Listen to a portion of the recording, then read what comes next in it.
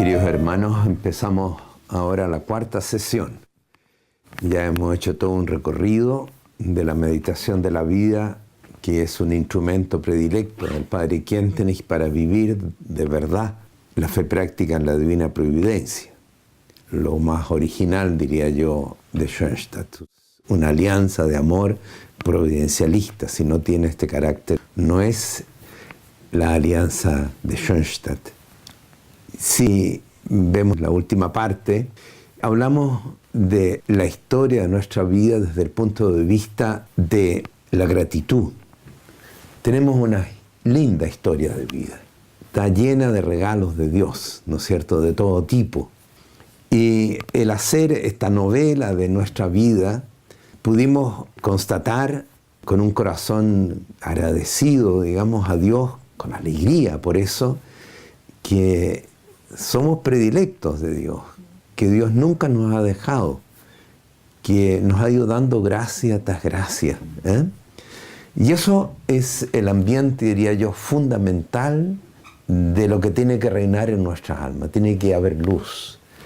La gratitud hace que entre la luz a nosotros. Que seamos personas equilibradas, personas sin tensiones, sin complejos.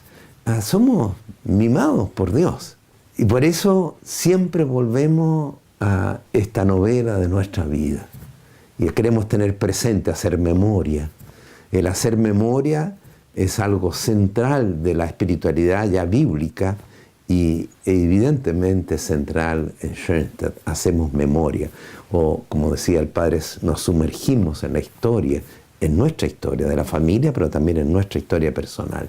Pero hay otra dimensión, que es en nuestra vida ciertamente ha habido muchas cosas lindas, muchas cosas grandes que Dios nos ha dado, regalos grandes. Pero también hay cruces, y hay muchas cruces. Hay cruces de todo tipo, la cosa no es tan fácil. Hay piedras en el camino, a veces hay caídas fuertes, hay abismos, hay sombra, y a veces hay tinieblas. Si hemos hecho realmente un recorrido por la historia real, no podemos dejar de ver y de sufrir una vez más todo lo que ha significado esa trayectoria dolorosa. Fíjense que el Padre Kientenich lo expresa así. Todos tenemos que contar que en la vida seremos atropellados, desengañados, que seremos tratados y maltratados con puñaladas en la espalda, sea que sucedan objetivamente o que solamente las hayamos sentido así, subjetivamente. Por ejemplo, cuando se me ha tratado injustamente, y lo han hecho mis más cercanos. Dice el Padre en el texto, mis cohermanos. Nosotros podemos decir también matrimonio, a veces mi cónyuge. ¿Cuántos alfilerazos hemos recibido en nuestra vida? Hay tiempos, especialmente tiempos de cansancio, tiempos en que un alfilerazo que nos hiere fuertemente, muy fuerte, se suma a otro. Y entonces parece que todas las heridas que aún no han cicatrizado, repentinamente se abran de nuevo. O sea, aquí el Padre habla además de heridas, cosas que nos han sucedido, pero que se bajan al subconsciente y no sanan. Y desde ahí mandan recado, ¿no es cierto? Decimos, se sangra por la herida, ¿no? Muchas veces usamos esa expresión. Pero es una realidad. Ahora, ¿qué pasa? ¿Qué hacer? Se acumulan a veces estas cosas negativas que nos aplastan. Escribir la historia de nuestra vida es un instrumento que va apuntando a desentramar la cosa, a desenredarla, a sanarnos. No recurre el Padre Kientenich a milagros, porque ciertamente la sanación interna de los golpes del destino, tantas cosas, ¿no es cierto? Sin el Espíritu Santo será difícil que lo saquemos adelante, que sacamos bien adelante. Pero no es nuestra manera schoenstattiana, digamos, de vivir, de estar recurriendo a una intervención extraordinaria, a pedir un milagro, a que esto pase y así me cure de repente yo, digamos, milagrosamente. Bueno, Dios puede hacer milagros, sin duda, pero no es lo normal. Y el padre Kenten, en todo caso, no es partidario de esta actitud, llamémosla así, de buscar sanaciones milagrosas. No. Él cree que, usando su metodología, que toma en cuenta lo natural y lo sobrenatural, la gracia, pero también nuestra cooperación, que podemos salir adelante y llegar a ser, a pesar de todo, a pesar de todos los tropiezos o las caídas, personas libres, personas tranquilas, personas que tienen un sentimiento positivo de la vida, no tensas, no agrias. ¿Qué es lo que él quiere? Primero, toma en cuenta el subconsciente, que eso es nuevo. En la espiritualidad cristiana no se tomó, ni siquiera en la psicología, digamos. Se trabajó solo con la voluntad y la inteligencia. Y el padre toma en cuenta de todas maneras el afecto, los instintos y el inconsciente. Ahora, dice, para abrirnos el camino, lo primero que es, él aboga por un realismo. Porque tomemos en serio quiénes somos. Y en esto, en primer lugar, somos criaturas. Criaturas significa personas que pueden ser o no ser, que son falibles, que son limitadas. No somos Dios, no somos ángeles, no somos perfectos, no. Somos una criatura, y esa criatura además tiene cuerpo, tiene espíritu, tiene corazón, afecto. O sea, es una criatura compleja, complejísima, en que llegar al ajuste de estas esferas de nuestro ser cuesta. ¿Cuántas veces, digamos, viene un instinto, una pulsión interna, y cómo la dominamos con la inteligencia? O sea, es un trabajo de construcción de la personalidad hasta llegar a una madurez, ¿no es cierto? Ese sentido de la educación, de la autoeducación, llegar a ser persona en esta multiplicidad armónico. Pero hay un segundo hecho. Nosotros, criaturas, somos criaturas heridas por el pecado original en primer lugar, que ha dejado profundas huellas en nuestra alma, en nuestro cuerpo, en nuestra psique, en todo lo que somos. Somos personas heridas. No somos personas, va a decir una y otra vez Padre Kenten, corrompidas. No, pero sí heridas. Y hay que tomarlo en cuenta. Nunca vamos a estar libres de las heridas. Y nunca vamos a estar libres del pecado. Necesitaríamos una gracia extraordinaria. La Virgen es la única persona que lo ha tenido. No estoy pensando acá en puros pecados mortales, digamos, pero pecados veniales, sin fallas, digamos, no existe eso. Y si alguien quiere ser perfecto, va a estar atravesado toda su vida. O sea, ese es un segundo factor que hay que tomarlo muy en cuenta, realistamente. ¿Quiénes somos? Somos así. Y tenemos que vivir así y ser felices así. Pero hay otro factor más que hay que tomar en cuenta. Que en nuestra vida, en este camino sinuoso, a veces con piedras, como digo, que tropezamos, etc., está el demonio haciéndonos trancadillas constantemente para que no resulte lo que Dios quiere, para desbaratar su plan de amor. A veces no le damos mayor importancia, ¿no es cierto?, al demonio, pero por Dios que trabaja, ¿no? Bueno, ahora, ¿qué es lo que pasa?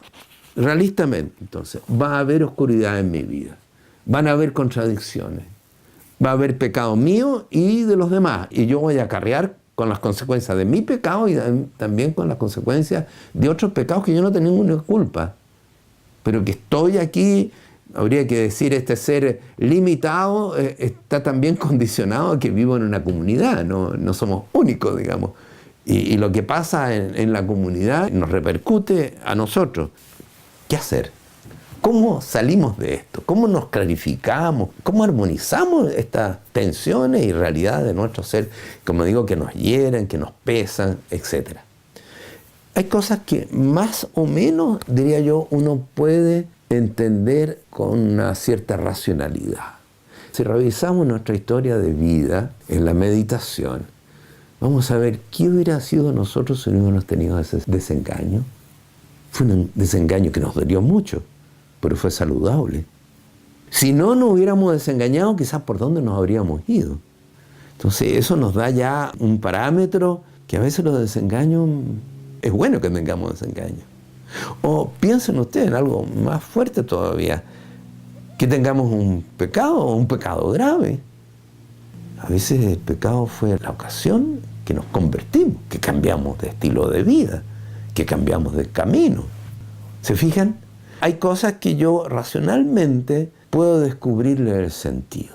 Siempre a la luz de la fe, pero yo diría en forma más simple, más casi evidente. Viendo la historia, mira, llegar a decir qué bueno que pasó esto. ¿Qué hubiera sido esto si no me hubieran echado el trabajo, digamos? ¿Ah? Si no hubiera pasado esto. Damos gracias a Dios por esas caídas o esos reveses que tuvimos a veces tan dolorosos. Pero hay cosas que no son tan fáciles de entender, que son mucho más difíciles y mucho más dolorosas. ¿Qué hacer entonces? Aquí el padre Kentenich empieza a aplicar con mucho más fuerza su visión de la fe práctica, tomando esa frase de San Pablo: todo converge al bien de los que aman a Dios. Todo converge al bien de los que aman a Dios. Si yo amo a Dios, todo lo que me ha pasado, lo bueno y lo malo, pero también lo malo que me ha pasado, lo doloroso que me ha pasado, converge a mi bien. De tal manera que yo voy a poder decir gracias, Señor, al final, y quedarme tranquilo, armónico, reconciliarme conmigo mismo, que es lo importante, ¿no es cierto?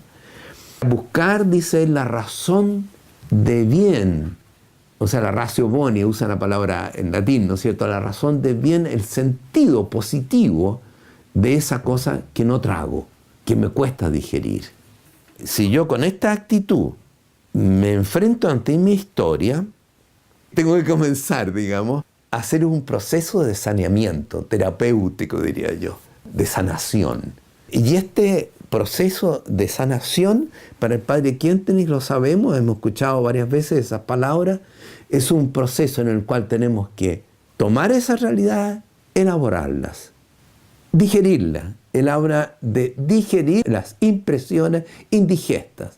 Aquello que me cayó mal, digamos, tengo que digerirlo, tengo que asimilarlo. Y ese es un proceso activo de parte nuestra, en el cual, insisto, el Espíritu Santo siempre tiene que estar sanando, porque la naturaleza estaría, y sin la gracia no va a sanar totalmente, pero no sin que nosotros hayamos hecho este proceso. Yo voy a sacar esto que me aproblema, esto que me haría, que me pena, este resentimiento que tengo en mi alma, lo voy a tomar y voy a preguntarme, bueno, Señor, ¿qué bien puedo sacar de aquí? ¿Qué puedes querer tú? ¿Qué me dices con esto?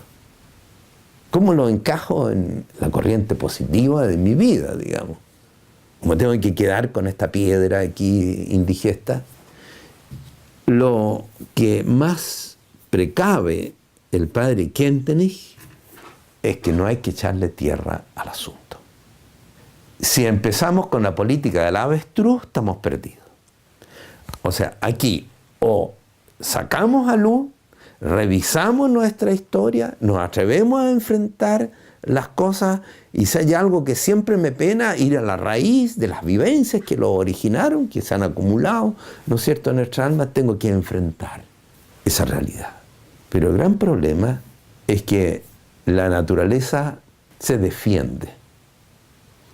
Se defiende a través de varios subterfugios, llamémoslo así. Vamos a hacer aquí una pequeña pausa para que no se cansen demasiado en esto. Ya con lo que hemos hablado hay buena materia, ¿no es cierto?, de reflexionar. Bueno, yo he enfrentado todas las cosas, he asimilado, o todavía ando atravesado con esto. Tenemos que tener un alma tranquila, limpia, distensa.